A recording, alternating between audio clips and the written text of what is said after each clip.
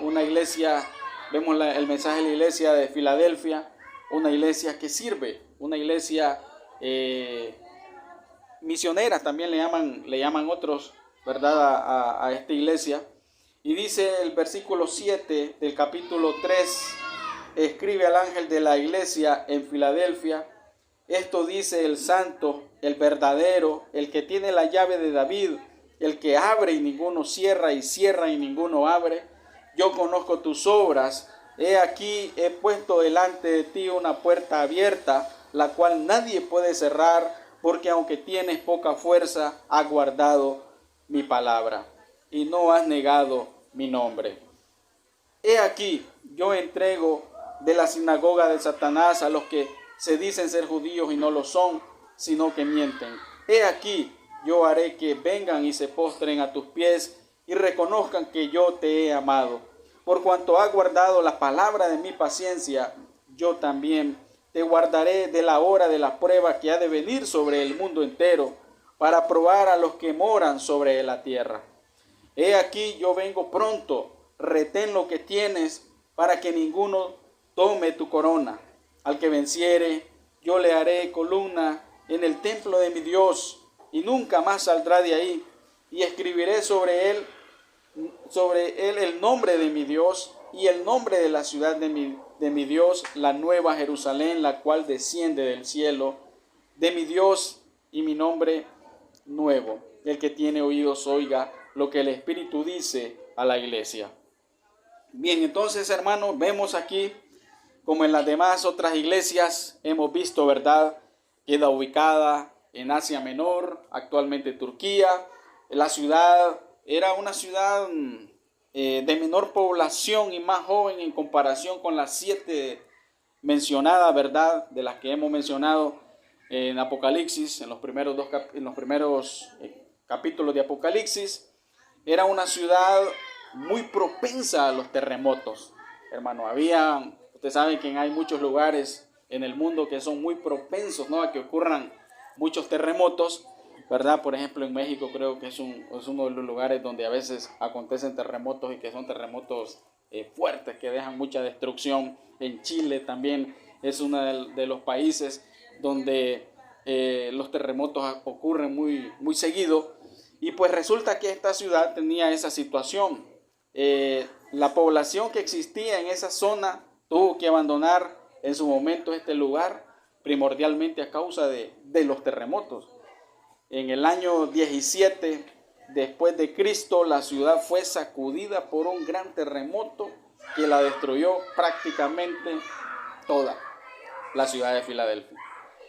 Dice que esta ciudad se había entregado también al paganismo, muy común, ¿verdad?, en aquel entonces, en el Imperio Romano, de tal manera que la llamaban la Atenitas, la pequeña Atenas. Ustedes saben ahí en Hechos 17, cuando Pablo llegó a Atenas y me encontró aquel montón de ídolos, y aprovechó el que no tenía nombre o el no conocido, ¿verdad? Entonces la llamaban de esta manera a Filadelfia. Era un centro de culto a Donicio, el dios del vino y la embriaguez. O sea que había desenfreno total también en esta ciudad.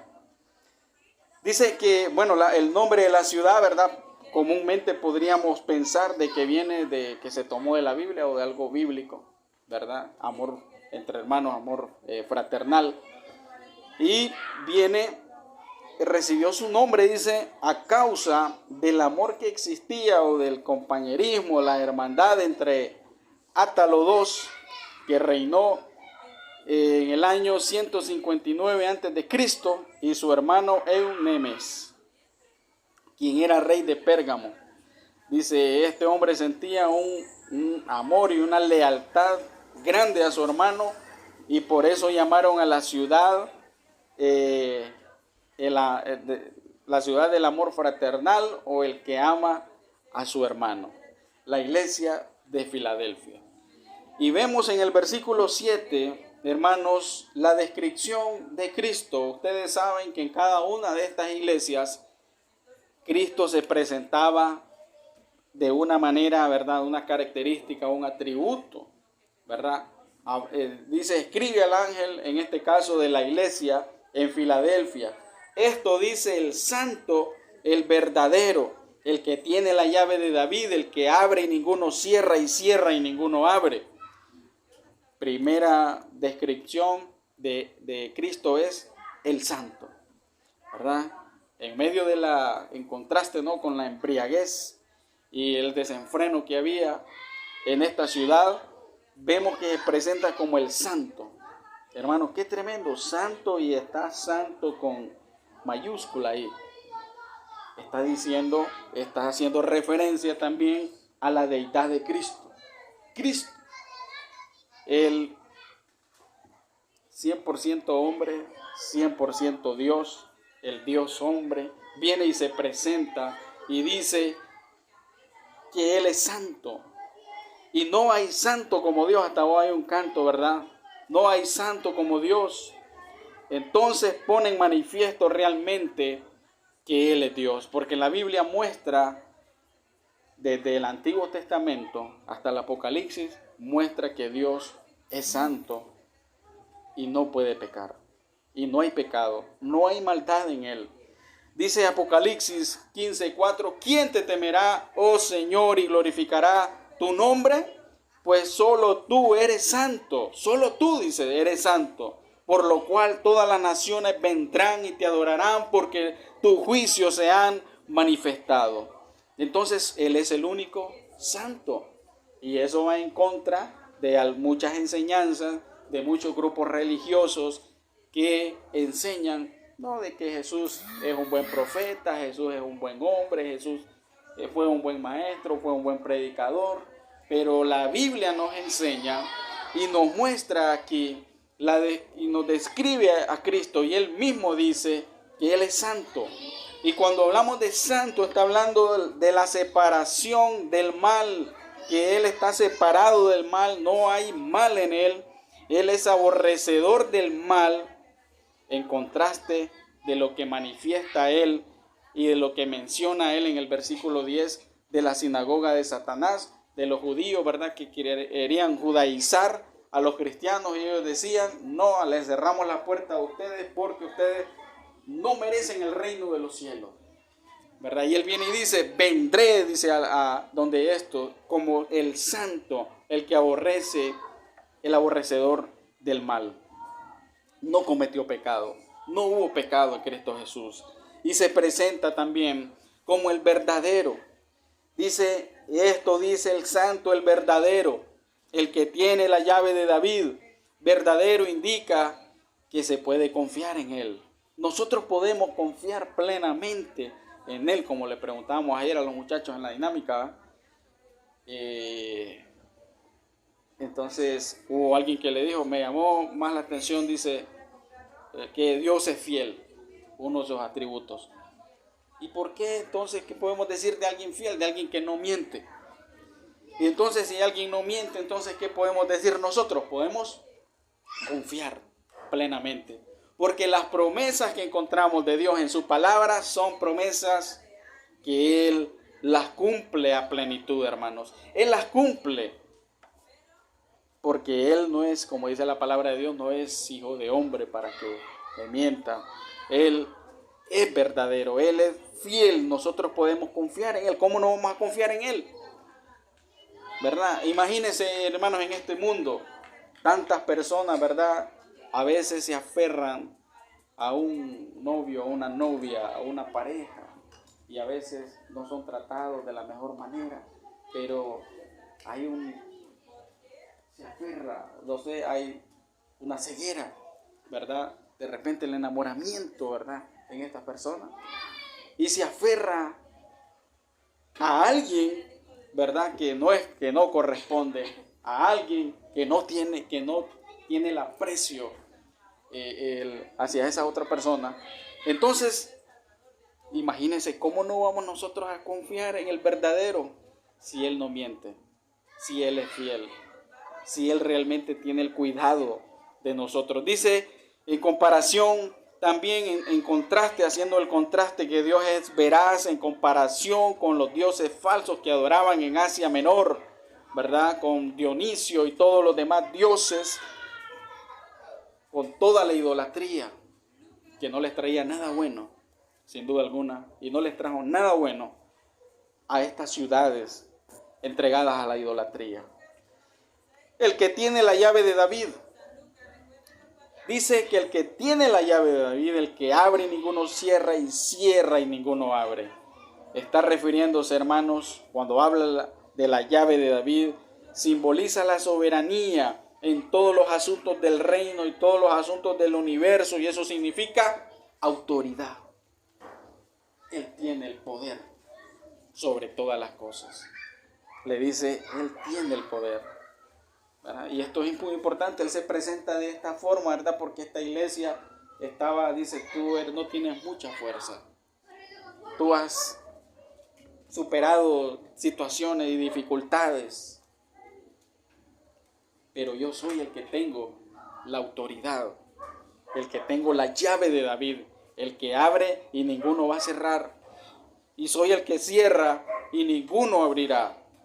Entonces, la absoluta autoridad de Cristo, la absoluta autoridad de Cristo, y muestra también otro atributo de Él, su soberanía.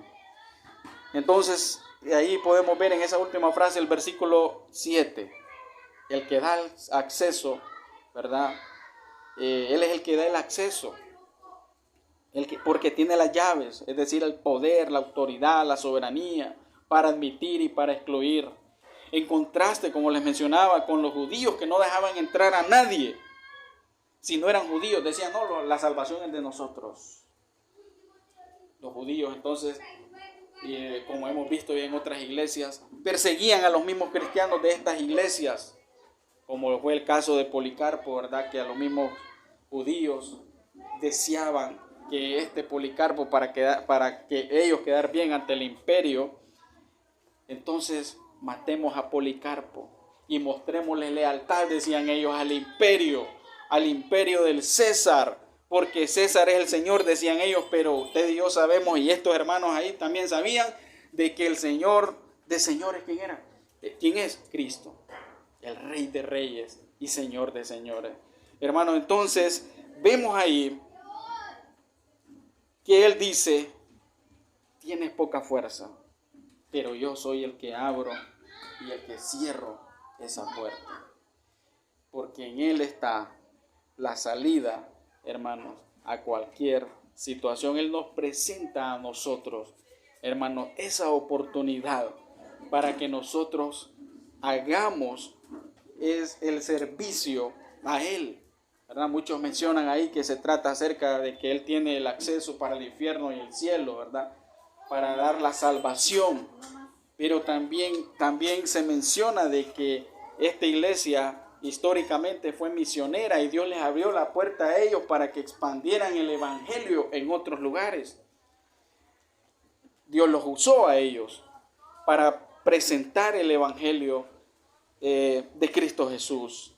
Vemos ahí, hermanos, en el versículo 8, dice, yo conozco tus obras, he aquí, he puesto delante de ti una puerta abierta, la cual nadie puede cerrar, porque aunque tienes poca fuerza, has guardado mi palabra y no has negado mi nombre. Entonces vemos a Cristo diciéndole, he puesto delante de ti una puerta para el ministerio. Y significa la oportunidad que ellos tenían, hermanos, para hacer la obra misionera, la obra evangelística, a los cuales ellos habían sido llamados, ¿no? Como lo dice en Hechos 1:8, pero recibiréis poder cuando haya venido sobre vosotros el Espíritu Santo y me seréis testigos. Desde ahí, desde Jerusalén hasta lo último de la tierra. Y estaba en mente, seguramente a través de la enseñanza de los apóstoles, hermanos, de ir y hacer discípulos a todas las naciones, bautizándolos en el nombre del Padre, del Hijo y del Espíritu Santo. Y yo estaré con ustedes todos los días hasta el fin del mundo. Vemos ahí cómo es Cristo realmente, hermanos, quien hace y nos provee y da la oportunidad a las iglesias para que el evangelio sea expandido. Dios nos ha permitido y nos ha dado el privilegio. Imagínense, ya hubiese mandado, tuviera la capacidad o tiene la capacidad de mandar a los ángeles a que evangelicen a todo el mundo. Pero nos da la participación de llevar de hacer la obra, de llevar ese mensaje del evangelio. Hermanos, históricamente la ciudad de Filadelfia tenía como propósito expandir la lengua griega, su cultura, sus tradiciones a través de la provincia de Asia, ¿verdad? Históricamente, estratégicamente, ellos tenían ahí esa misión como ciudad, ¿verdad? Según la historia, según los historiadores. Y de esa manera viene Cristo y también dice, ok, tú también estratégicamente, por estar estratégicamente posicionada, tendrás esa puerta abierta al ministerio. Entonces ahí, ¿cuáles son las oportunidades que nosotros tenemos? ¿Cuáles son las oportunidades que Cristo nos ha presentado a nosotros, hermanos, para que vayamos donde Cristo, Dios, nos ha abierto la puerta, ¿verdad? Nos abre la puerta. Nos abre esa puerta, hermanos, para servir. Y muchas veces, hermanos, ahí está la puerta, por decirlo así, de par en par, hermanos, y a veces no vemos esa oportunidad que Dios nos ha presentado para hacer el ministerio, para predicar, para evangelizar, para instruir la vida de otros y expandir el evangelio de Cristo. Dice ahí, tienes poca fuerza. No es debilidad espiritual como miramos el caso de Sardis, ¿no? Una iglesia con un mensaje triste para esta iglesia. No es debilidad espiritual, sino una iglesia probablemente con pocos recursos materiales, una iglesia que quizás no tenía mucha influencia ante la sociedad, quizás porque sus miembros eran así, no eran de muchos recursos, o no tenía muchos miembros dentro de la iglesia, ¿verdad? Y a eso se refiere porque tiene poca fuerza. Pero la verdad de las cosas, que esto ante los ojos del mundo era una tremenda desventaja, ¿verdad? ¿Cómo va a ser posible, verdad? La debilidad. Pero para esta iglesia fue una ventaja en el sentido, hermano, que nosotros sabemos que Dios conoce todo y que Él desea que nosotros hagamos las cosas no con nuestro poder ni con nuestra sabiduría, no con nuestra fuerza, sino con la fuerza de Él. Lo dice en 1 Corintios 1:27, sino que lo necio del mundo escogió Dios para avergonzar a lo sabio, y lo débil del mundo escogió Dios para avergonzar a lo fuerte. Lo vil del mundo y lo menospreciado escogió Dios, y lo que no es, para deshacer lo que es. Entonces, hermanos, Dios manifiesta su poder en cristianos que dependen completamente de Él y no en la capacidad humana. ¿Por qué? Porque lo que Dios quiere es toda la gloria para Él. Toda la gloria. Y vemos aquí que Él se lleva toda la gloria en esta iglesia, en la iglesia de Filadelfia, porque tiene poca fuerza. Pero también dice, hermanos, también dice, has guardado mi palabra. En el versículo 8 dice, porque aunque tienes poca fuerza, has guardado mi palabra y no has negado mi nombre. Has guardado. Y esto fue vital, hermanos, para que también esa puerta se abriera. Al obedecer la palabra de Dios, entonces, ¿qué ocurría? Cuando nosotros obedecemos la palabra de Dios, hermanos, somos obedientes a lo que Dios nos pide, hermanos, es que Dios nos va a abrir las puertas, hermanos, para predicar la palabra de Dios, para que el evangelio se expanda, para que hayan muchas más misiones, muchas más obras.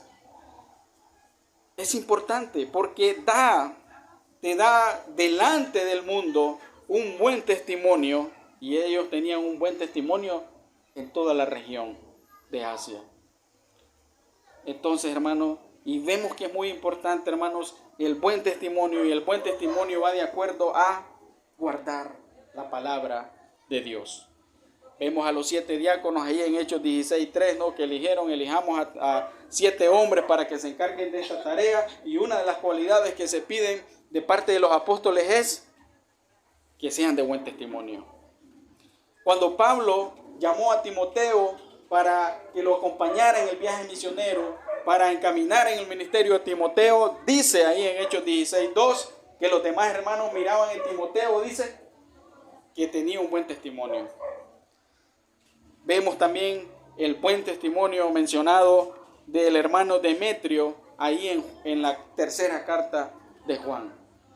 Vemos, hermanos, que el guardar la palabra de Dios, el obedecer la palabra de Dios, nos da la oportunidad, hermanos, de que el ministerio de Dios se realice, hermanos, con eficacia por parte de nosotros. Sin duda alguna, esta iglesia tenía esa eficacia porque había guardado la palabra de Dios, porque eran obedientes a la palabra de Dios, pero no solamente de una forma, hermanos, externa, ¿verdad?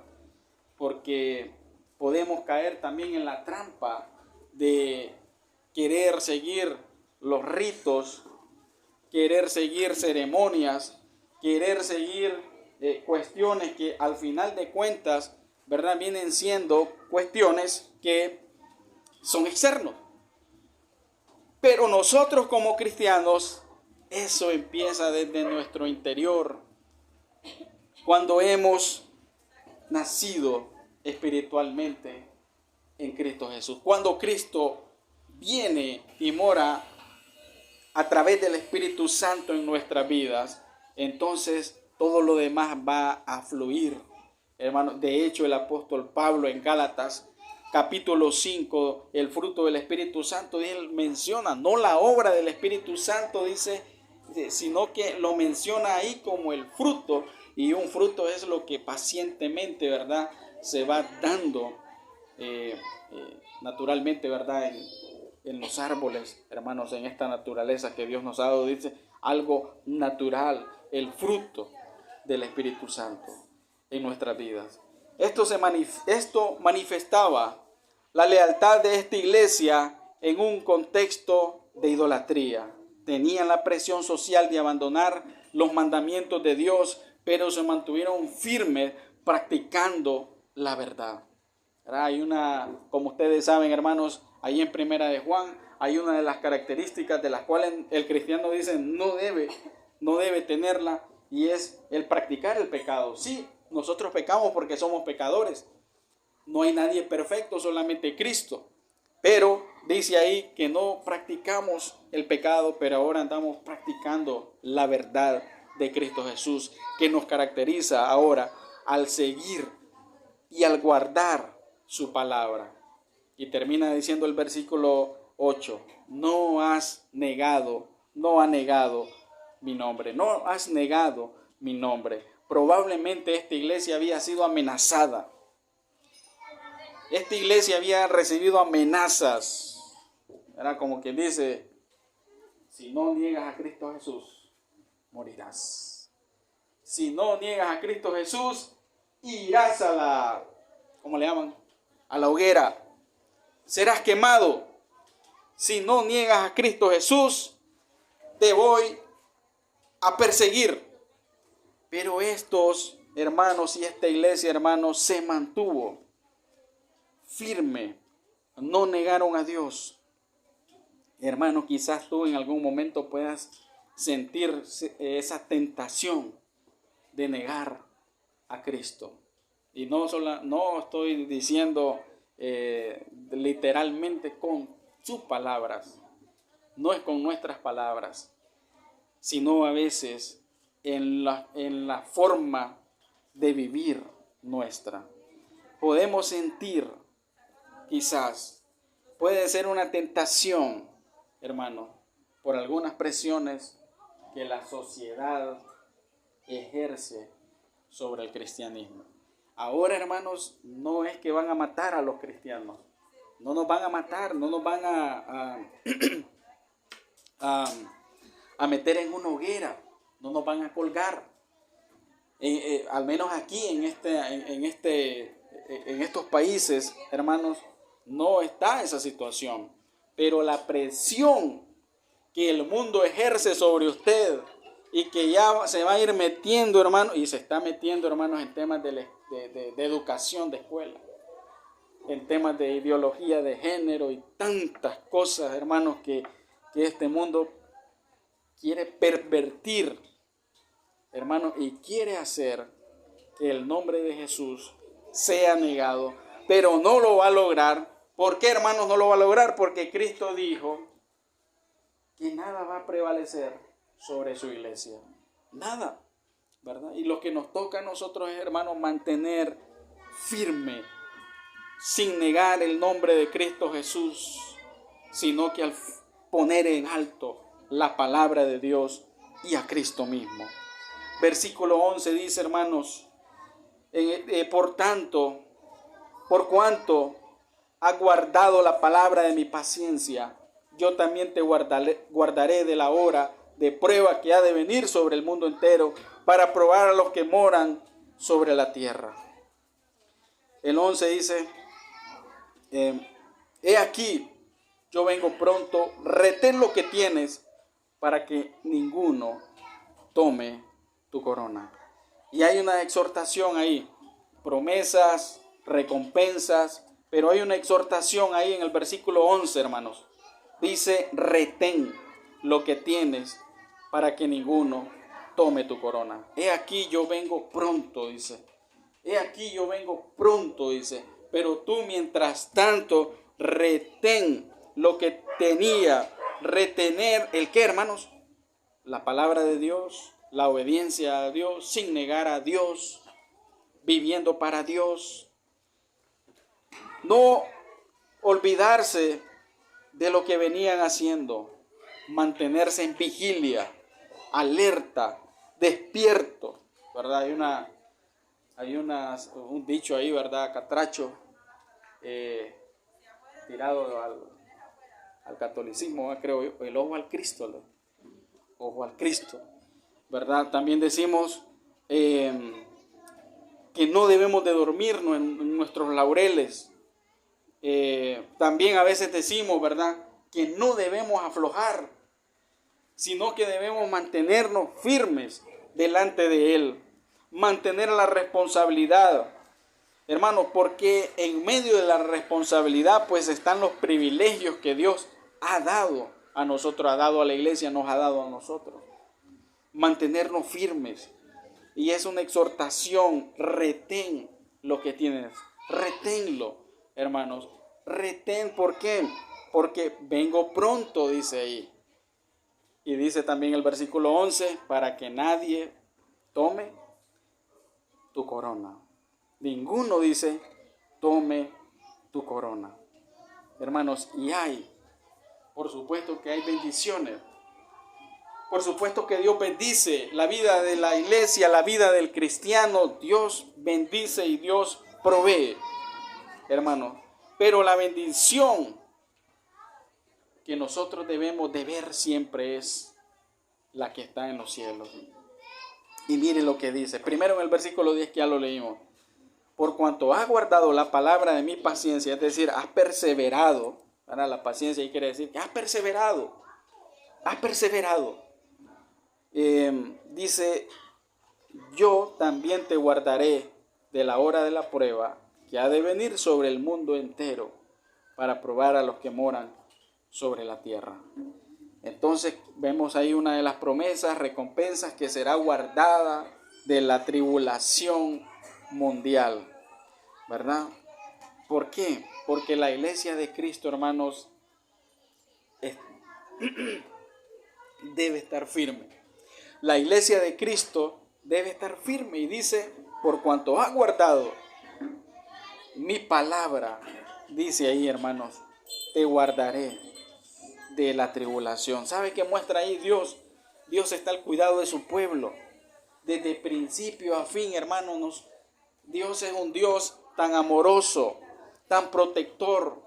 Él es nuestro guiador.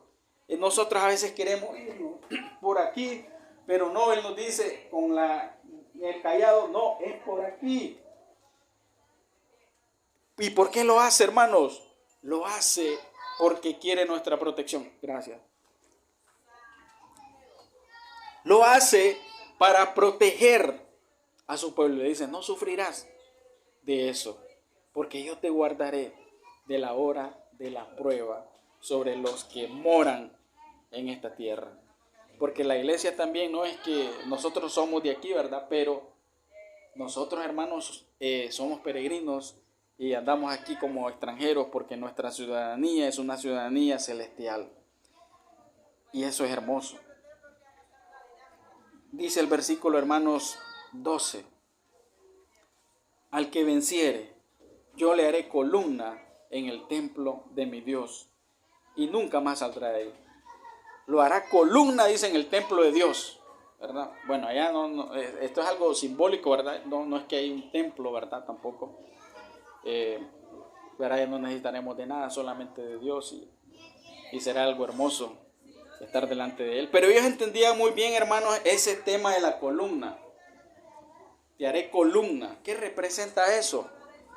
Hermano, eso representa firmeza, seguridad, estabilidad. Serían inamovibles. Ellos sabían de que estaban en una ciudad que tenía muchos terremotos, tenía mucha inestabilidad, los edificios se dañaban, las casas se dañaban, etcétera, etcétera. Pero les dice, lo haré columna en el templo de Dios al que venciere, en contraste de todo lo que ellos quizás habían sufrido en aquel entonces. Entonces, hermanos, solamente en Él tenemos esa seguridad y esa estabilidad. Somos inamovibles en Cristo Jesús. En Cristo Jesús. Dice también ahí que nunca saldrá de ahí. Significa que nunca perderá su comunión con Dios. No tendrá más amenazas para negar el nombre de Cristo. Y le dice, nunca más saldrás de ahí, estarás en un lugar inseguro. Nunca más estarás en un lugar donde te sentiste amenazado. Esa comunión con el Señor. Y saben que desde hoy nosotros podemos disfrutar, hermanos, de esa comunión. Tenemos acceso al Padre. Hermano, cada vez que usted se acerque a la palabra, cada vez que usted se acerque en oración, hermano, Dios le está hablando a usted. Usted está hablando con el Señor y esa comunión con Dios nos fortalece. Hermanos, estar con el Señor. Y qué importante es, hermanos, que su tiempo con Dios, que su lectura de la Biblia, que su meditación de la Biblia, que su estudio de la Biblia, que su tiempo de oración con Dios, hermanos, nos da a nosotros esa hermosa comunión de disfrutar y de conocer cada día a Dios. Cada día a Dios. Y es lo que nos va fortaleciendo en este mundo, hermanos, que usted sale de su casa. Le pueden poner una trampa. Usted sale de su casa. Esta sociedad le puede poner una zancadilla. Pero hermanos, si usted está conectado con el Señor y usted su comunión con el Señor está firme, hermanos, usted a todo lo que llegue y venga a su vida, que sea pecado, va a decir, no. Le va a decir no, porque sabe lo que representa estar con el Señor. Dice ahí también, hermanos, que se va a hacer escrito un triple nombre. Dice, nunca más saldrá de ahí, y escribiré sobre él el nombre de mi Dios, el nombre de la ciudad de mi Dios, la nueva Jerusalén, la cual desciende del cielo de mi Dios, y mi nombre nuevo. ¿Qué significa todo esto, hermano? Identificación, propiedad, reconocimiento. Ustedes saben que la Biblia habla, hermanos, en el mismo libro de Apocalipsis acerca de la marca de la bestia, ¿verdad? Va a haber una marca. Esa marca representa, identifica a aquellos que rechazaron a Cristo Jesús. Viene y dice él, yo escribiré porque tú eres propiedad mía. Qué hermoso, hermanos. Qué maravilloso, hermanos, esas promesas. Porque desde ya, hermanos, nosotros pertenecemos a Cristo Jesús. En Cristo pertenecemos a Él, porque Él nos ha sellado, hermanos. El sello es el Espíritu Santo en nuestra vida. Hermanos, propiedad. Tú eres propiedad de Cristo. Si tú recibiste a Cristo, entonces Cristo dice que eres propiedad de Él. Hermanos, Cristo se presenta a esta iglesia como el santo, el verdadero, el que tiene la llave de David, es decir, el que tiene la autoridad porque es soberano. Describe a la iglesia como una iglesia débil. Qué bueno, hermano, débil. ¿Por qué? Porque en la debilidad se perfecciona el poder de Dios. Con pocas fuerzas, pero con el poder de Dios. Una iglesia que había guardado la palabra de Dios, poniéndola en alto, sin negar el nombre de Dios, aún en medio de la presión social, en medio de las amenazas. Pero también la iglesia es exhortada a retener lo que estaba haciendo, sin dormirse en sus laureles, sin dejar de permanecer alertas. Y habla también, hermanos, vimos la recompensa a la iglesia. Una recompensa que este mundo no puede dar al cristiano. Una recompensa que el mundo jamás dará al cristiano.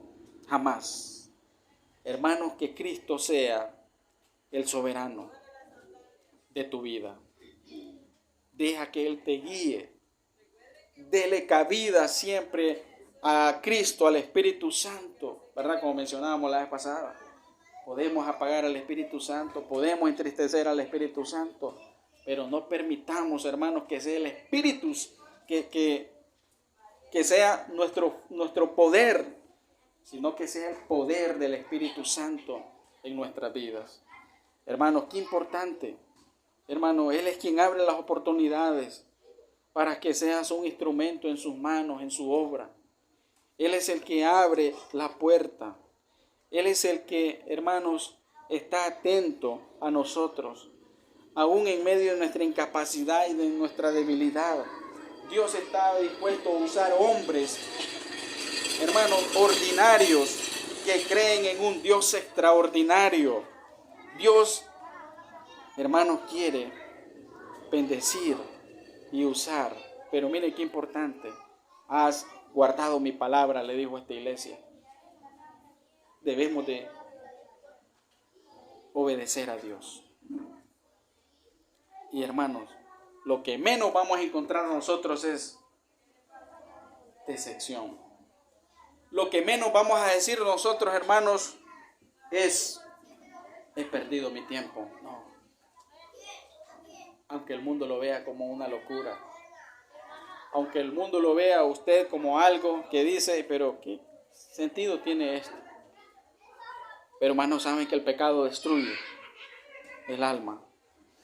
Vivamos la palabra, obedezcamos la palabra de Dios, guardemos sus mandamientos, hermanos, no de una manera rígida, sin vida, como normas y reglas, hermanos, sin vida, sino que empecemos a obedecer ese mandamiento de vida como un principio que edifica, reteniendo, hermano, y no suelte nunca, hermano, nunca, porque también las recompensas son reales de parte de Dios y son eternas. Más de lo que este mundo le puede ofrecer a usted. Más de lo que este mundo le puede ofrecer a usted, porque todo lo de este mundo es temporal. Entonces, hermanos, ahí está la clave para servir al Señor, ¿verdad? Y nos dice, y le dice a esta iglesia, has guardado mi palabra, no has negado mi nombre. Eres débil, pero Dios le dijo a Pablo que el poder se perfecciona, el poder de él se perfeccionaba en la debilidad, porque es el poder de Dios. Vamos a orar, hermanos, inclinen su rostro, cierren sus ojos, hermanos, Háblele a Dios. Dígale a Dios, hermanos. Dígale al Señor que le des la fuerza de guardar siempre su palabra, de nunca negar su nombre, aún en la presión que este mundo ejerce. Dígale al Señor, Padre, abre las puertas, Señor, para que tu evangelio siga corriendo y se expanda, oh Dios, como lo mandó en el libro de los Hechos, de llegar hasta lo último de la tierra, siendo sus testigos. Señor eterno, santo y verdadero, gracias te damos, Señor, por tu palabra. Gracias te damos, Señor, por esta iglesia, oh Dios, ejemplar, modelo, Señor. Gracias, Señor, porque completamente diferente esta iglesia, Señor, a la iglesia de Sardis. Señor, iglesia que